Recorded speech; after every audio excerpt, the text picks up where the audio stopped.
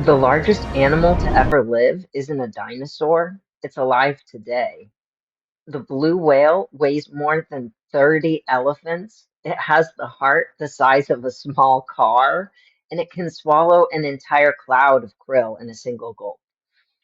But 50 million years ago, its ancestors looked less like whales and more like wolves. Meet Pakicetus. It lived about 50 million years ago near the shores of an ancient sea that once covered parts of modern Pakistan. At first glance, it doesn't look like a whale at all. It had four legs, it could walk on land, yet hidden within its skull was a unique ear structure found only in whales. This strange animal marks the beginning of one of evolution's most dramatic transformations. I'm sure you've heard of the idea of transitional fossils or a missing link. In Wales, when they were looking and they figured out that this was a marine mammal, it has skin instead of scales, it still has hair, even though they're kind of sparse, they don't have patches of hair, so you don't think of them as having hair. They do have hair like other mammals. They produce milk, they give live birth, they breathe oxygen, or they breathe air. They are mammals. And so they had a theory like we should be able to find the missing link between these whales and their land living ancestors. And so they were they came out, they knew where to look. They were like, okay, well, they kept finding the transitional fossils. And so we actually have a very, very good idea of the evolution of whales. We have a lot of steps along the way. And it's so cool because the team that found Pakicetus knew to look, they knew what time and location to look for. They spent years looking in Pakistan for Pakicetus, and then they found it. And, they knew that it should be there, and then they found it. And so it's like one of the biggest like real world confirmations of the theory of evolution. I think that evolution deniers, like whale evolution, I think is the biggest counter argument to all of the creationist talking points when it comes to evolution. Over millions of years, whale ancestors spent more and more time in the water. Ambulocetus became a powerful swimmer. Rodhocetus grew more streamlined, and eventually forms like Basilosaurus were fully aquatic. By now, whales had crossed a point of no return. Their bodies had become specialized for life at sea. As whales adapted to the ocean, they lost many of the features needed for life on land. Their forelimbs transformed into flippers, their tails became powerful propulsion systems, and their nostrils migrated upward, becoming blowholes. Their bodies became so specialized that returning to land was no longer possible, so they adapted to life in the ocean. Like sea otters, they evolved the ability to give birth without returning to shore, like seals and sea lions still need to do today.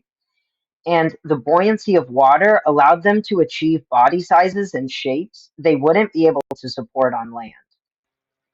Yet their past is still written into their skeletons. Modern whales still carry tiny vestigial hip bones.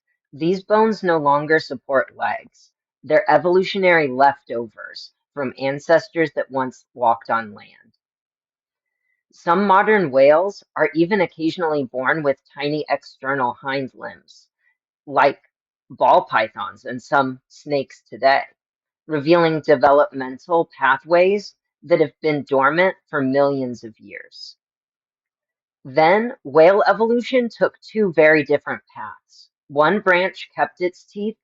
These became the toothed whales, including all dolphins, but also orcas, which are a kind of dolphin, if you didn't know, sperm whales, and porpoises. The other branch abandoned teeth entirely. Odontoceti and Mysticeti. Odontoceti is the toothed whales. Mysticeti are the baleen whales, or the toothless whales. Instead of hunting individual prey, some whales evolved baleen. This is the Mysticeti group. Baleen is not modified teeth. It's made from keratin, the same material found in hair and fingernails. It functions as a giant biological sieve used in filter feeding. This is where things really get interesting. Once a whale can filter feed, being bigger becomes an advantage. Bigger whales have bigger mouths. Bigger mouths filter more water. More water means more food. More food means more energy, and more energy supports an even bigger body. This creates a positive feedback loop for body size in filter feeders. Because their body size directly correlates with the size of their mouth, they can eat more to support larger body sizes. So natural selection began rewarding gigantism itself, eventually leading to the largest animal ever to walk this earth, even though they don't walk at all. Even today, whales still carry clues from their walking ancestors. Hidden deep inside their bodies are tiny pelvic bones. These bones no longer support legs. They don't connect to the spine like the pelvis of a land mammal. They're evolutionary leftovers from a time when whale ancestors walked on four legs.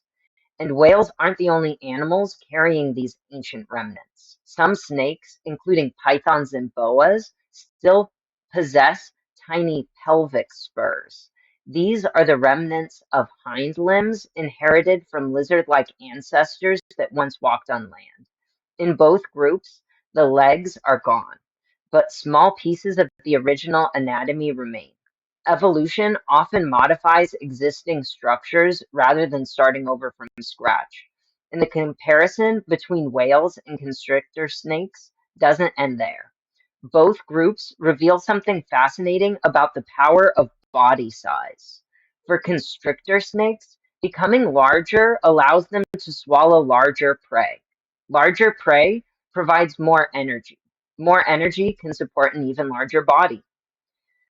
Baleen whales discovered a completely different version of the same principle.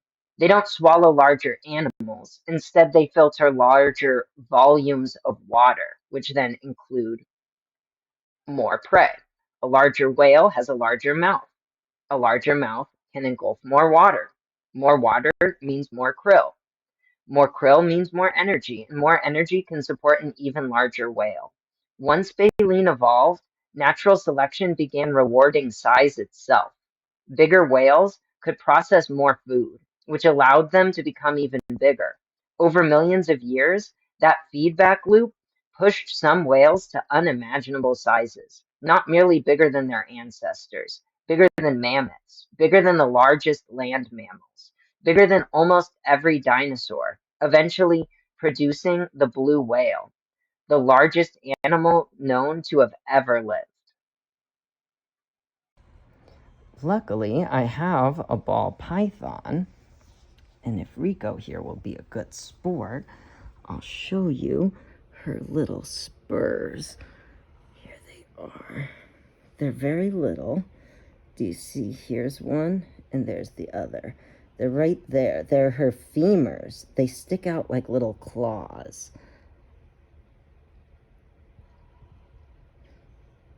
They're just tiny little things. They're called spurs.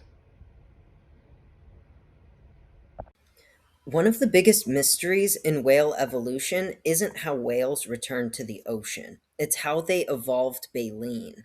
Today, baleen whales don't use teeth at all. Instead, they filter enormous volumes of seawater through hundreds of keratin plates called baleen.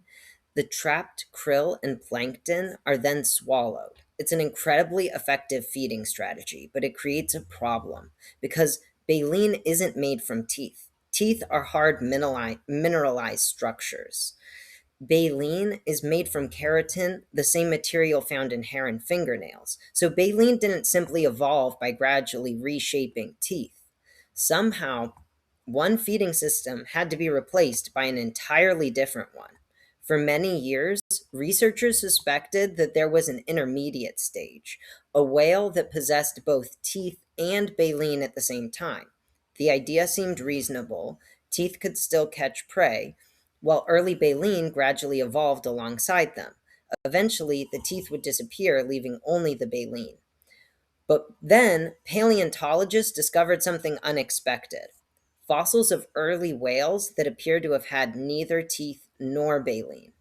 Animals such as, and I might butcher this, Maybellina, seem to represent a stage after teeth were lost, but before true baleen evolved. In other words, the transition wasn't necessarily teeth to teeth and baleen to baleen.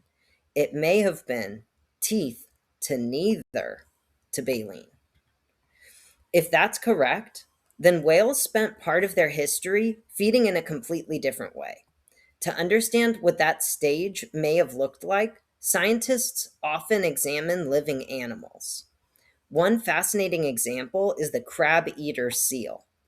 Despite the name, crab-eater seals mostly eat krill.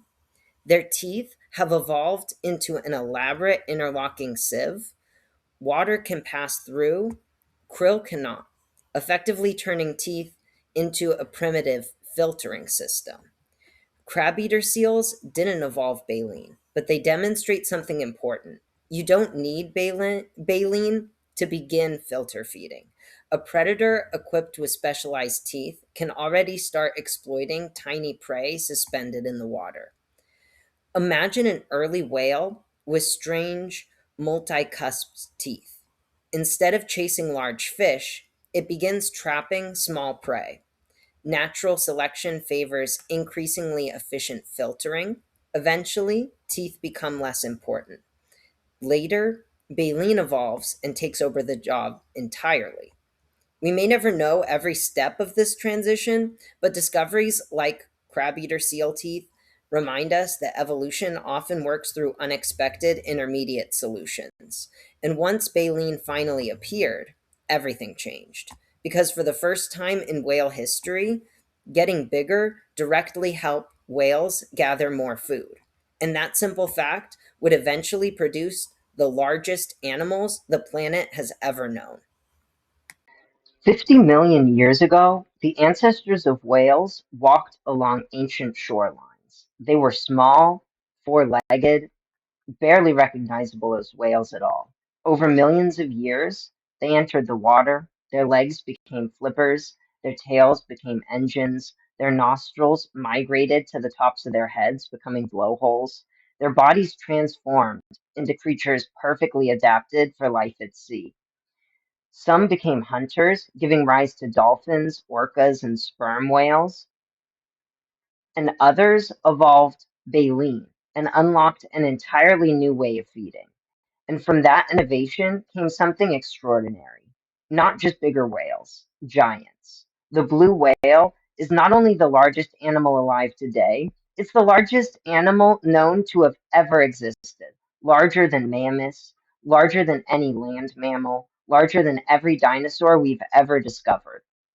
All of it descended from an animal no bigger than a wolf, wandering the shores of an ancient sea.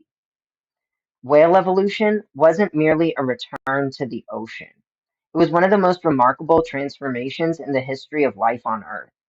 And deep inside these ocean giants, hidden beneath millions of years of change, tiny remnants of hips and legs still remain, a quiet reminder of where they came from. From shoreline predator to ruler of the oceans, the story of whales is the story of evolution written across 50 million years.